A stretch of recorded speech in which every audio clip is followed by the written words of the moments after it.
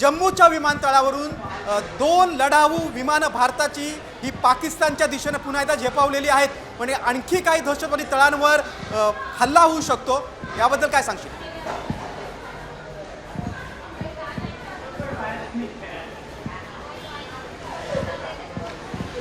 गिरीश, जी माहिती मिळते पठाणकोटचा जो बेस आहे त्या ठिकाणी देखील ड्रोन्स पाठवले गेलेले होते, पण ते ड्रोन्स पाडण्यामध्ये भारतीय जे आपली सिस्टीम आहे त्या सिस्टीमला यश आलेलं आहे अशा पद्धतीची देखील माहिती मिळते. गिरीश, दुसरा मुद्दा अनेक सांबा परिसर असेल, पूंछ असेल, यासह महत्त्वाची जी ठिकाणं होती एअरबेस, सगळ्यात महत्त्वाचा मुद्दा होता की जम्मू एअरपोर्ट, त्या ठिकाणी खरं तर ही सिस्टीम जी आहे त्या ठिकाणी मोठ्या प्रमाणामध्ये ड्रोन्स आढळून आले होते.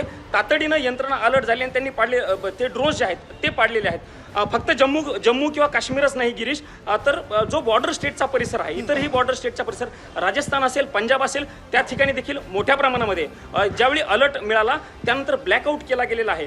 काल रात्री देखील अमृतसरमधील स्वर्ण मंदिर जे आहे त्या ठिकाणी 2 वेळा मध्यरात्री ब्लॅकआउट केला गेलेला होता आणि तशाच पद्धतीची परिस्थिती आता देखील असल्याचं बघायला मिळते. आणि म्हणूनच ब्लॅकआउट करणं असेल किंवा सायरन वाजणं असेल, यंत्रणांकडनं अलर्ट जो आहे तो प्रत्येक गोष्टीचा जो आहे तो नागरिकांना दिला जातोय आहे आणि म्हणूनच तातडीनं भारताची जी यंत्रणा, सुसज्ज यंत्रणा होती, ते यंत्रणांकडनं 2 फायटर प्लेन जे आहेत ते आकाशामध्ये झेपावल्याचं बघायला मिळतंय. जशाच तसं उत्तर पाकिस्तानला भारताकडनं दिलं जाईल आणि त्याची सुरुवात आहे असं आपल्याला म्हणावं लागणार आहे. अगदी बरोबर प्रमोद. आणि पाकिस्तानच्या बॉर्डरवर जे भारतातले काही राज्य असतील, म्हणजे पंजाब असेल, राजस्थान असेल, इथे केविलवाणा प्रयत्न पाकिस्तानकडून हल्ल्याचा होतोय, मात्र भारतीय लष्कर हा सगळा प्रयत्न हाणून पाडतंय, त्याबद्दल काय सांगशील?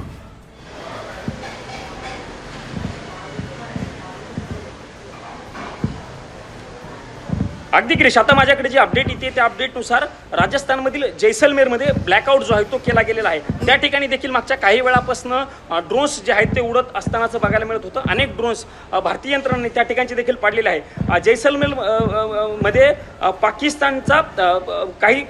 पाकिस्तानकडनं काही कृती जी आहे ती केली जात असतानाचं बघायला मिळते.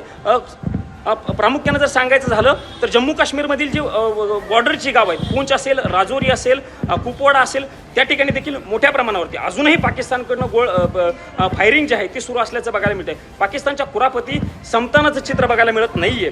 पूंछमध्ये आणि राजुरीमध्ये खरं तर मागच्या काही दिवसांपासून सातत्यानं पाकिस्तानकडनं सीज फायर केलं जात होतं, शस्त्रसंधीचं उल्लंघन केलं जात होतं आणि त्यानंतर आता या क्षणाची परिस्थिती देखील तशीच असल्याचं गिरीश बघायला मिळतंय. पूंछ, राजौरी, त्यानंतर कुपवाडा असेल, त्यानंतर पठाणकोट असेल, या परिसरामध्ये मोठ्या प्रमाणात पाकिस्तानकडनं फायरिंग जे आहे ते सुरू आहे.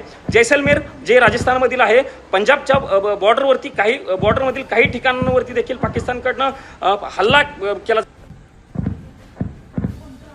असं देखील समजतंय. गिरीश, जम्मू काश्मीर युनिव्हर्सिटी आहे त्या जवळ देखील पाकिस्तानकडनं ड्रोन पाठवलं होतं, पण ते ड्रोन पाडण्यामध्ये भारतीय लष्कराला यश आलेलं आहे अशी देखील आत्ताची अपडेट जी आहे ती समजते. पठाणकोट एअरबेस जो आहे तो पूर्णपणे सुरक्षित आहे अशा पद्धतीची एक चांगली आणि मोठी महत्त्वाची बातमी आहे असं आपल्याला एक प्रकारे म्हणावं लागणार आहे. पठाणकोटवरती खरं तर पाकिस्तानकडनं नापाक पद्धतीनं